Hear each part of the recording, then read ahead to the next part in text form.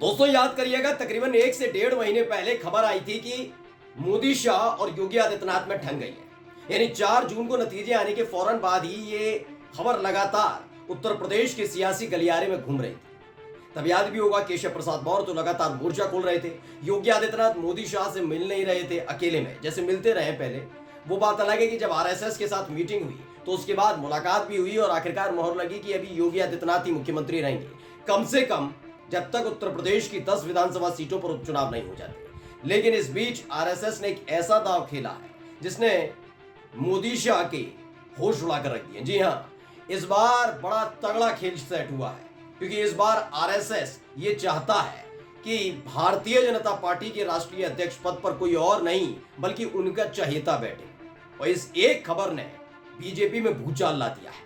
लेकिन खबर सिर्फ दिल्ली तक नहीं है। आज आपको मैं उत्तर प्रदेश की भी एक ऐसी खबर दिखाने जा रहा हूं जो बड़े से बड़े दिग्गज नेताओं के होश उड़ा देगा। यानी जो कल तक कह रहे थे कि नहीं अब सब कुछ शांत हो गया है, केशव प्रसाद मौर्य, योगी आदित्यनाथ एक हो गए, नहीं, आज की एक खबर देखिएगा। नमस्कार, मैं हूं प्राज्वल गौतम और आप देख रहे हैं the Lal news. Keshav Prasad Maurya पिछड़े विधायकों से, सांसदों से मुलाकात कर रहे थे। उनके साथ अनुप्रिया पटेल, ओम प्रकाश राजभर, संजय निषाद भी आ गए थे। खास बात यह थी कि आरएसएस के कहने पर खबर थी कि ब्रजेश पाठक ने भी केशव प्रसाद मौर्य का मोर्चा संभाल लिया है, मतलब वो उनके साथ आ गए। नहीं, ब्राह्मण विधायकों की लॉबिंग कर रहे थे। वहीं बीजेपी के जो प्रदेश अध्यक्ष हैं भूपेंद्र चौधरी, उन्होंने भी योगी आदित्यनाथ के खिलाफ मोर्चा खोल दिया। यानी अकेले पड़ गए थे योगी आदित्यनाथ, लेकिन उनके साथ आरएसएस लगातार खड़ा हुआ था। और यही एक वजह है, जब आरएसएस और मोदी, शाह की बैठक हुई, इसके फौरन बाद एक फैसला लिया गया, नहीं, अभी योगी को हटाना ठीक नहीं है, पहले 10 विधानसभा जो सीटें हैं उस पर उपचुनाव हो जाने दीजिए, प्रदर्शन देखेंगे कैसा है, उसके बाद फैसला लिया जाएगा। यानी अभी होल्ड पर है ये सब चीजें। लेकिन दिल्ली में भूचाल आया हुआ है। जी हाँ, सियासी भूचाल। पहले खबर मैं आपको दिखाने जा रहा हूं, पढ़िएगा। भाजपा के राष्ट्रीय अध्यक्ष पर संघ की पहली पसंद संजय भाई जोशी हैं। विश्वसनीय सूत्रों के मुताबिक संजय जोशी संघ के संगठनात्मक महारथी होंगे। भाजपा के कभी साथी हुआ है, हो सकती है भाजपा के पुराने चाणक्य की एंट्री।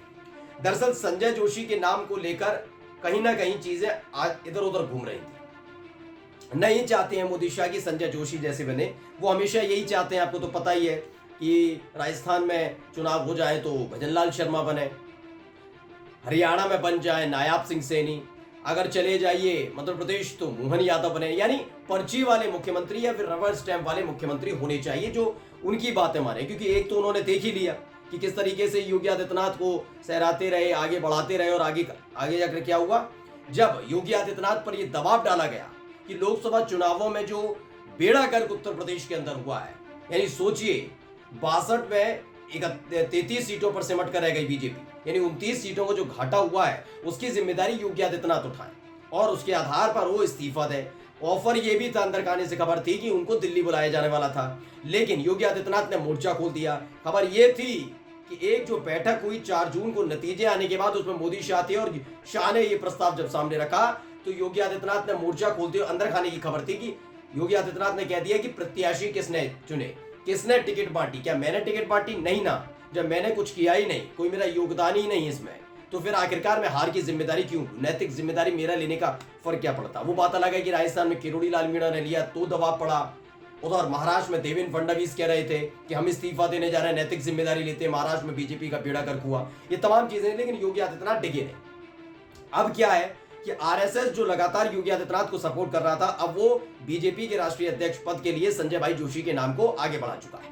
दरअसल पहले आपको बता दूं कि इस बार तीसरी बार जब प्रधानमंत्री बने नरेंद्र मोदी, जो मौजूदा भारतीय जनता पार्टी के राष्ट्रीय अध्यक्ष हैं, जेपी नड्डा मोदी कैबिनेट में मंत्री बन गए। अब ऐसे में मोदी, शाह ने सोचा कि अपने ही किसी पसंदीदा को हम अध्यक्ष बनवा लेंगे, लेकिन हो गया बेड़ा गर्क। सीटें भी कम आई और आरएसएस और योगी से तकरार भी देखने को मिली।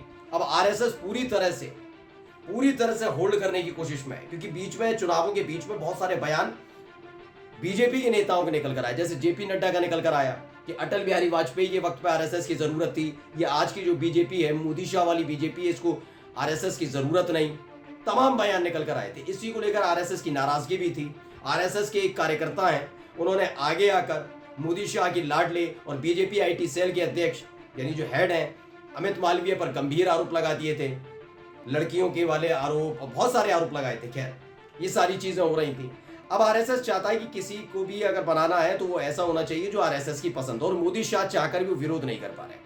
लेकिन खबर क्या है मेन, अब आपको एक और दिखा देता हूं। देखिए केपी मलिक हैं, वैसे ये राजनीतिक विश्लेषक हैं, लेकिन इनके इस पूरे ट्वीट को पढ़िएगा। क्या लिखा, बिग ब्रेकिंग, आसमान से गिरे खजूर पर अटके। संघ की तरफ से भाजपा के राष्ट्रीय अध्यक्ष के लिए संजय जोशी के नाम पर अड़ने के बाद मोदी शाह की सिट्टी पिट्टी गुम हो गई थी। यानी संजय जोशी को किसी भी कीमत पर मोदी शाह नहीं चाहते कि वो राष्ट्रीय अध्यक्ष बने। अगर राष्ट्रीय अध्यक्ष वो बने तो सरकार तक सीमित रह जाएंगे मोदी शाह, और बीजेपी की पूरी कमान अप्रत्यक्ष तौर पर संघ के पास होगी। यानी संगठन पूरी तरह से आरएसएस के इशारे पर चलेगा, और ये मोदी शाह अभी नहीं चाहते जब तक मोदी प्रधानमंत्री हैं।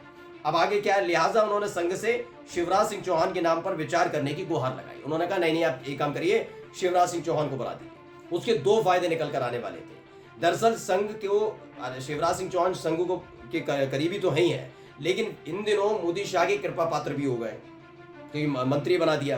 तो उनको लगा शिवराज सिंह चौहान उतने ज्यादा घातक साबित नहीं होंगे जितने संजय जोशी होंगे। यानी आरएसएस के लिए दोनों करीबी हैं, लेकिन संजय जोशी के मुताबिक शिवराज सिंह चौहान ज्यादा करीबी रहेंगे मोदी शाह के, वो 50-50 वाले खेल में खेलेंगे। लेकिन संघ ने एक और दाव चल दिया। क्या, इनका आगे लिखना है कि संघ ने उनकी सलाह को ठुकराते हुए संजय जोशी के स्थान पर बड़ा रिचार्ज यानी वसुंधरा राजे के नाम को आगे बढ़ा दिया है। अब देखना होगा कि ऊंट किस करवट बैठता है। ये सूत्रों के हवाले से केपी मलिक ने लिखा है। अब आप समझिए कि अगर वसुंधरा राजे सिंधिया, सोचिए, इमेजिन कीजिए, वसुंधरा राजे सिंधिया अगर बन जाती हैं बीजेपी के अध्यक्ष, तो एक तो ऐतिहासिक फैसला माना जाएगा। आरएसएस यही चाहता है कि एक तो महिला राष्ट्रीय अध्यक्ष पहली बार कोई बने। दूसरा सबसे महत्वपूर्ण जो कदम होगा इसमें ये कि बीजेपी के लिए, खासकर मोदी शाह के लिए, इसलिए बड़ा परेशानी का सबब बन जाएंगी वसुंधरा राजे, क्योंकि वसुंधरा राजे सिंधिया ही हैं जिनकी वजह से राजस्थान में बीजेपी को पहचान मिलती है। लेकिन मोदी और शाह का एक रहेगा, खासतौर पर मोदी का एक पूरा का पूरा राजनीतिक कार्यशैली जो रही है वो ये कि अपने कद के बराबर किसी नेता को मत आने दो, उससे पहले ही उसे संगठन में शिफ्ट कर दो, कुछ कर दो। यानी उनके गुजरात में रहते हुए, मुख्यमंत्री रहते हुए जो रिकॉर्ड था वो बीजेपी का कोई नेता तोड़ ना पाए, इसलिए शिवराज सिंह चौहान को साइडलाइन किया, केंद्र में लिया है। चाहते तो मुख्यमंत्री बना सकते थे, वसुंधरा राजे सिंधिया को साइडलाइन किया, उनसे भी कहा था केंद्र में मंत्री बन जाइए, नहीं बनी वो।